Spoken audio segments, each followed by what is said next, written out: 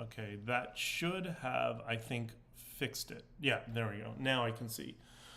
Sorry about that. It's sunny, but a bit cool here in Ontario. Well, that is not the case in Florida heading into the summer. Oops, I think. Oops. Let me close that down. That is not the. That's not the problem here. There should be, Lisa. There should be sound on YouTube right now. I think I just. There's something with this encoder. You got to do a whole bunch of stuff. I'm gonna have to create like a whole series of checklists, which I'm trying not to do. I'm gonna make this as simple as possible. But it is what it is. So good morning to all of you. Miami is awesome as always. And oh, Lisa, is there still no sound on YouTube? Tell me if you can hear me on YouTube.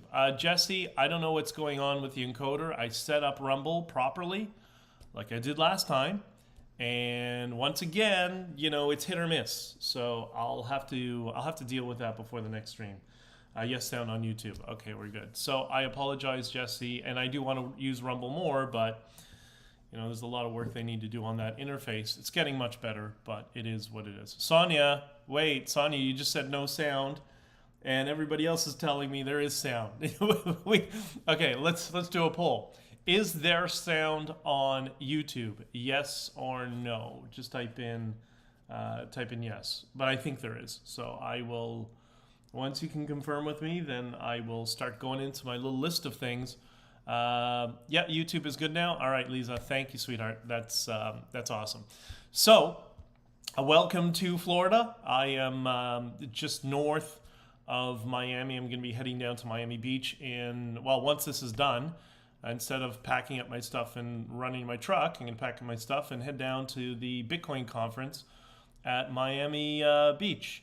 Hey, I'm the only one that watches on Rumble. No, you're not, Sonia, Jesse. There's actually the view count on Rumble's a little bit better on YouTube because it's not censored based on the words that I use that might be politically, I don't know, dangerous.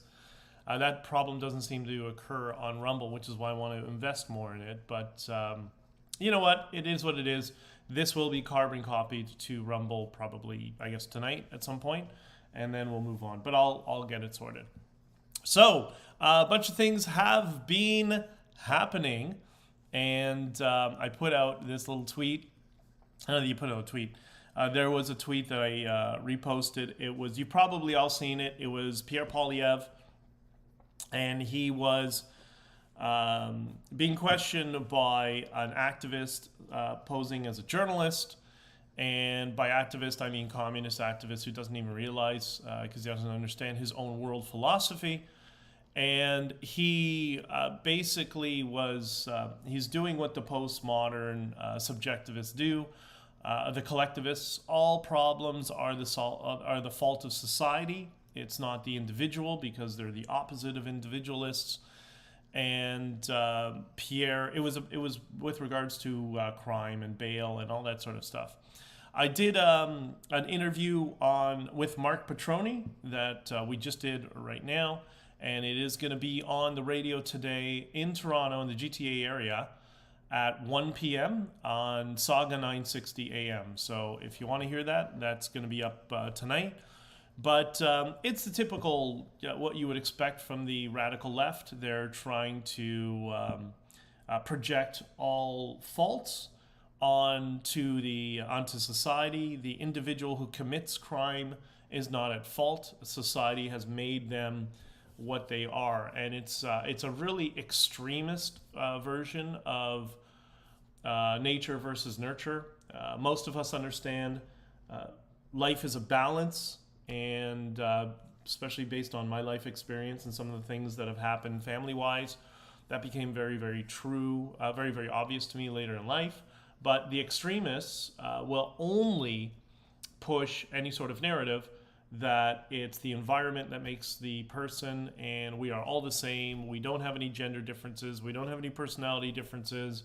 We all have to make the same money. We all have to be drones. We all have to think the same things. We all have to say the same things. We all have to be censored in the same way. That is the communist dystopia that they're trying to build, and they're utilizing race as a wedge to do so. So it's pretty obvious what they're doing. But anyway, so today 1 p.m. on Saga 960 in Toronto, or follow Marc Patrone on Twitter, and he'll kind of, I think he's going to post it if he hasn't already. We'll see. Good morning, everybody. Good morning, Lisa and Sonia and Jesse. It's okay. I was going to, it's just me. I'll be coming. Okay, so Jesse says, "Wow, if Rumble doesn't work, she'd come to YouTube." Well, thank you very much, sweetheart, and I hope Rocky as well. Jesse sent me some videos of her bird Rocky, who, as I understand, is watching today. So good morning to you, Rocky, and I hope you have your cup of freedom as well. Does he have like freedom bird seed? Is there something like that? I don't know. Okay. If anybody is down in Miami, there's something called the Orange Pill app. The Orange Pill app is like social media, texting, communication app for people who are into Bitcoin. That might be good for some of you in the Discord who engage in the Bitcoin channel. It's just a way to connect with people in real life who are other Bitcoiners, and that's where they set up a lot of the Bitcoin meetups, at least lately. A lot of the events in Miami are in the Orange Pill app as well. So if you are so inclined, download it, because we're going to talk a little bit about Bitcoin right now. And you're going to like this. So I did this long thread on Twitter that I think some of you saw. And this long thread was it was walking through what's happening in Canada, basically what is wrong with Canada. And I included a video about, what's it called? With Christopher Friedland. And Christopher Friedland referring to money, your money in your savings or your checking account, as preloaded stimulus. It was so good. So I sent it to some of my friends in the U.S., some of my supporters in the U.S., and Rocky sips freedom coffee. Okay, good. And so I sent it to them, and this one particular podcast, I'm friends with the podcasters. Hold on, let me start something else I got to do right now. This one, when you have one technical problem, when you have, it's one of those things that it just spirals. You have one technical problem on one platform, it expands to all the other platforms.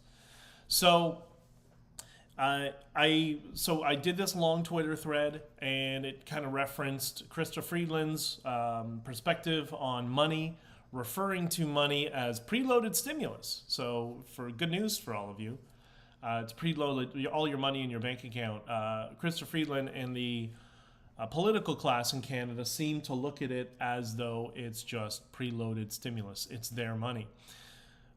So I put it all in this thread, and Nico and Opti, who are both the co-hosts of Simply Bitcoin, picked it up, and they included it in one of their episodes. I think this is the last one before they left for Miami. And it's really hysterical. I want to share it with you just as a reminder for those of you who have not seen it, and so you can see the reaction that we get in the United States compared, or the reaction to our politics in the United States. So let me see if this works. This, again, I'm trying to test this. You'll be able to hear it on Locals. You'll be able to see it on YouTube until I'm going to send another email to Locals to try to get me to send them that stream key. All right, so here we go. Let's see if this works. It should automatically load. And yeah, here we go. So for a second.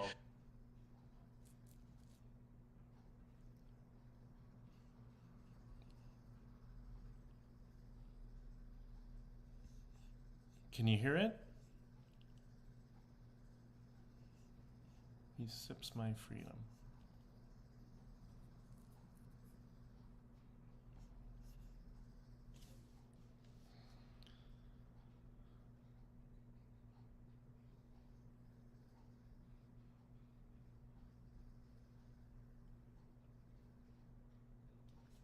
One second. Channel.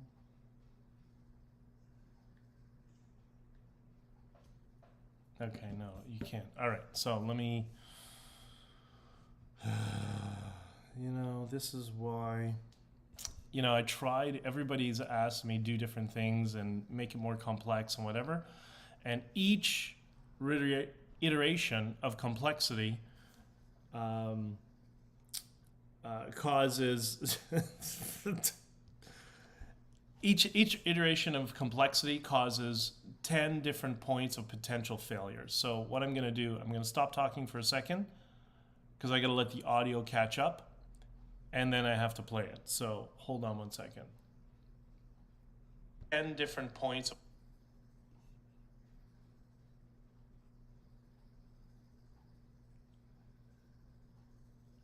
So different points. Okay.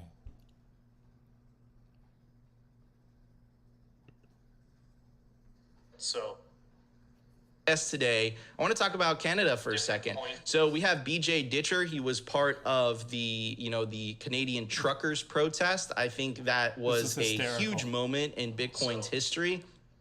But again, we always talk about this. We always talk about the future. Okay, that's not going to work. Fuck. Okay, I can't. You prefer it the way I used to do. Okay, fine. Today's experiment was failed. I'll put the link in the show notes and the description and whatever. So basically, what happens in that particular podcast, what they do is they go through a couple of parts of the thread, and they go through the part where Krista Friedland explains that. Yeah, I know, Jesse. She explains that the money is preloaded stimulus, and what she would like to do is, I know it was working, Jesse, but then there's going to be a feedback loop. That's the problem, and you're going to hear I don't know what the issue is. I'll have to sort it out. Maybe I'll do it for tomorrow. Maybe I'll try to figure out how to get this included, or not tomorrow because I'm going to be early to conference. Or the next day, I'll try to figure out how to include it. So the point is, the response from our American friends when they see a Canadian politician like Krista Friedland refer to your money in your personal bank accounts as preloaded stimulus, it was very WTF. And that's why people in the Bitcoin space try to tell you it's not your money. And now they're saying the quiet part out loud. They're actually saying it's not your money. It's their preloaded stimulus. And if you remember, this was in the middle of COVID, prior to freezing our bank accounts in Canada. This is how these monsters look at the world. You're all slaves to them, right? They're the decision-making class, and the rest of us plebs have to do what they say. And that's why I am a big proponent of Bitcoin. And that is why I'm down here in Florida at the Bitcoin conference, because at least with Bitcoin, it's your money. They can't touch it. That's what's frustrating them. As long as you know your seed phrase, which is basically your combination, then it's on the blockchain, it's on the ledger, and they don't have the ability to seize it unless the only way they do it is in the most extreme case is what happened to Caribou in Ottawa when they raided his home and threatened him to get his seed phrase, which, in retrospect, people learn from experiences how to deal with issues. But anyways, that was, it's a very salient and very important lesson for us to learn.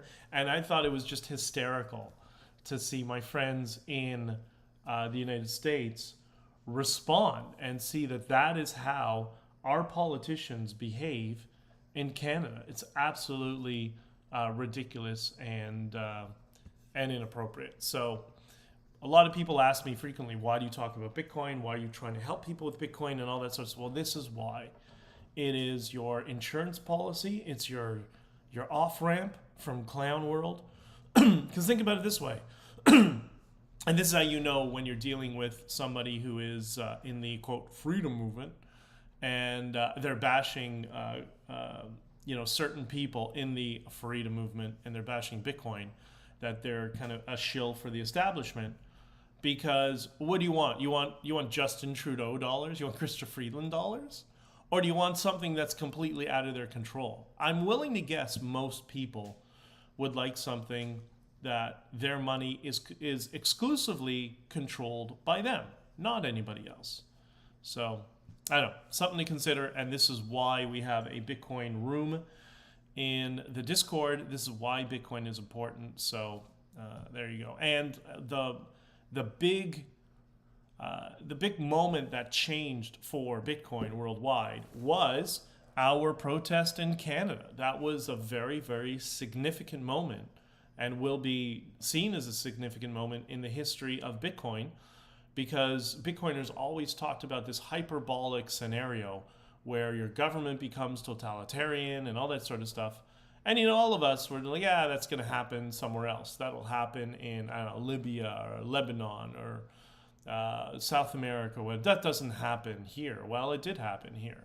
And luckily, it worked exactly as it was promised. And so any of you who have any skepticism about the government, concerns about the government, you probably should at least start to learn about it, and that's what I'm here for. I'm here to help all of you with that. And there's so many of us in the Bitcoin space, and there's so many people down south in countries around the world who are watching us, who are big supporters of this whole freedom movement, because they see the growth of totalitarianism in their countries as well, and they want to help all of you obtain, self-sovereignty for your money. So, okay, there's another thing that came up, which was the thumbnail for today, and I don't know how to, I'm not going to try to put it up here again right now, but maybe I should in real time. Nah, whatever, it's fine. There was a post I put a couple of days ago that went that quite a few people picked up on and retweeted and reposted, and different Bitcoin platforms tried to share it, which was buying Bitcoin with property. So it is now legal in the state of Florida to buy Bitcoin, buy property with your Bitcoin, and meaning no off ramps, no switching from dollars to Bitcoin back to dollars. No. The entire transaction is done with dollars. And this was a law passed very recently. I believe, I'm not sure, but I believe it might have been when Ron DeSantis made CBDCs illegal in the state of Florida. And so now you can transact for real estate using Bitcoin. So when people say, oh, what can you buy with Bitcoin? Real estate in Florida?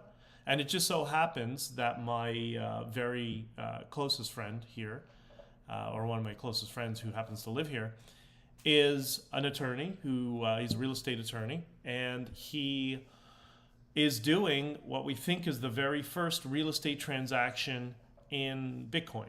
So it's been a learning process for him, because him and the buyer and everybody are going through this process trying to find underwriters that do it.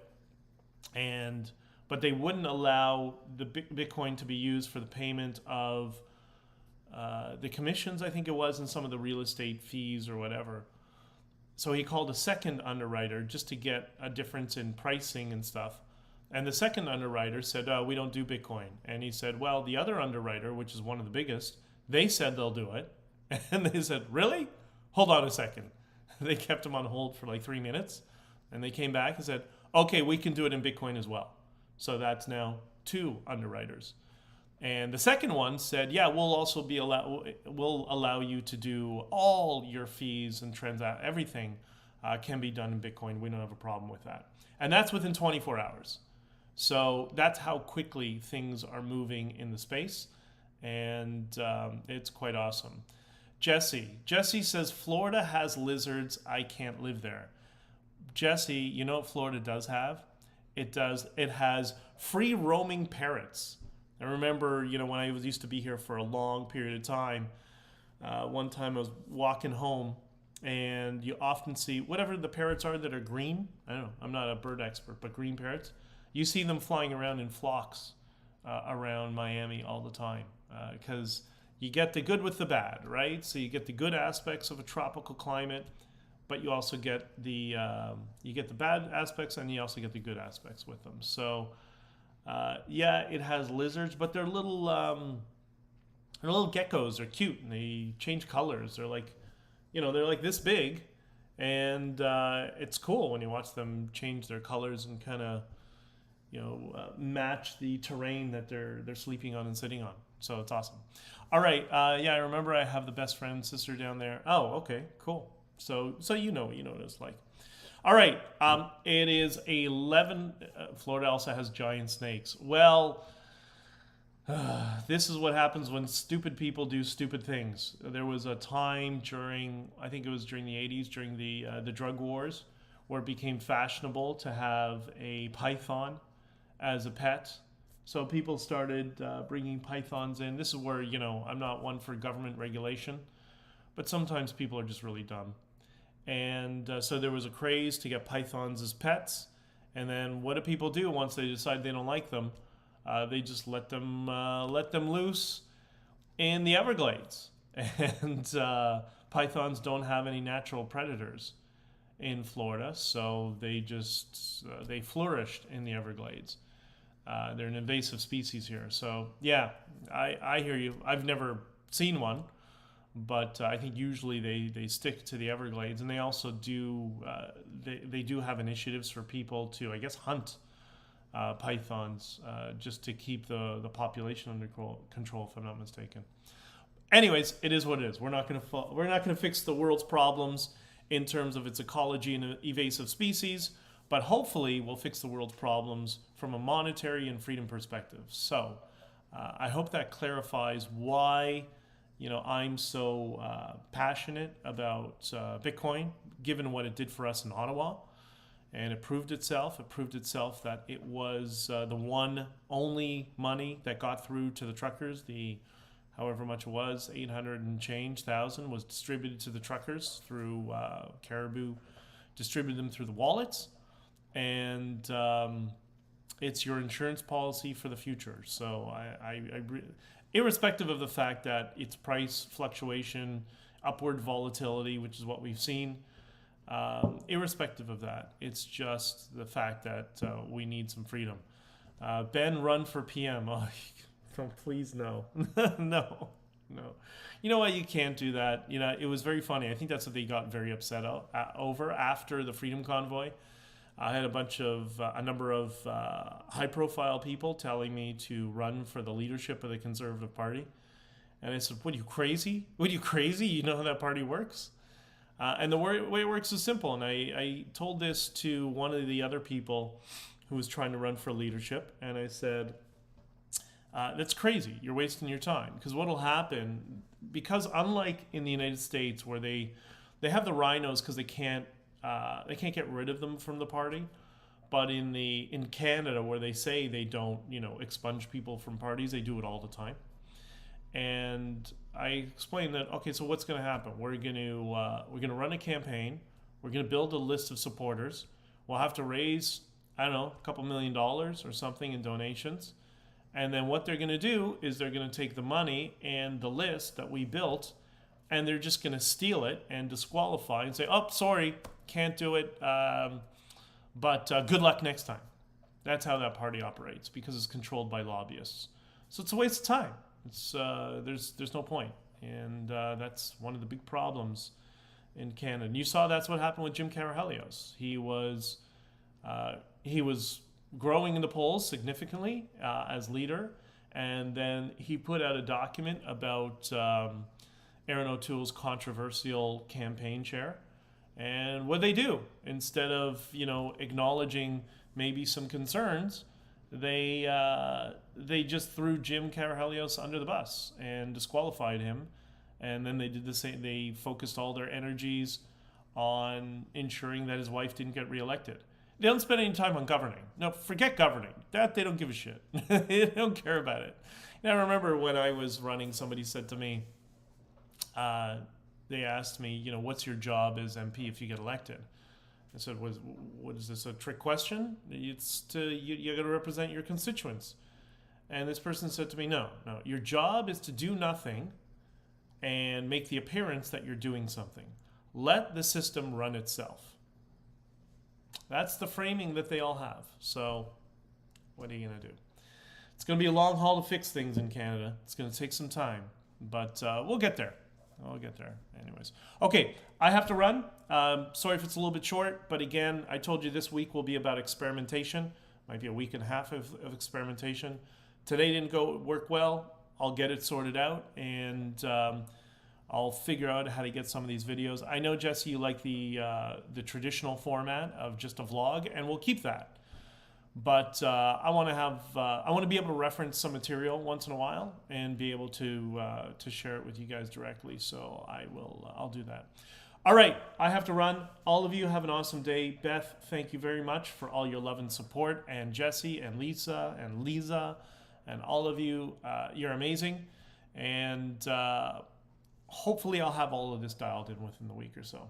But go enjoy the sunshine. I'm going to enjoy the Florida sunshine. You enjoy the Toronto sunshine and have an awesome day. And I'll talk to you soon.